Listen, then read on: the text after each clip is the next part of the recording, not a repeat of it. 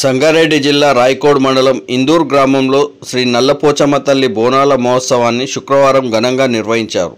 ఈ సందర్భంగా గ్రామస్తులు ఇంటికొక బోనంతో ఊరేగింపును నిర్వహించారు. డప్పు చప్పుల నడుమ శివసత్తుల పూనకాలతో పురవీధుల గుండా అమ్మవారి బోనం ఊరేగింపుతో భక్తులు భక్తి పారవశ్యంతో మునిగిపోయారు. అనంతరం నల్లపోచమ్మ తల్లి ఆలయానికి చేరుకున్న భక్తులు బోనాలతో అమ్మవారి ఆలయం చుట్టూ ప్రదక్షిణలు చేశారు. ఆ తర్వాత ఆలయంలోని అమ్మవారికి అభిషేకంతో ప్రత్యేక పూజా కార్యక్రమాలను నిర్వహించారు. అమ్మవారిని దర్శించుకున్నారు. అనంతరం భక్తులు అమ్మవారికి నైవేద్యాలు సమర్పించారు. మొక్కులు ఉన్నవారు దేవికి ఒడిబియ్యం పోశారు. అనంతరం మహిళలు అమ్మవారికి బోనాలను సమర్పించారు.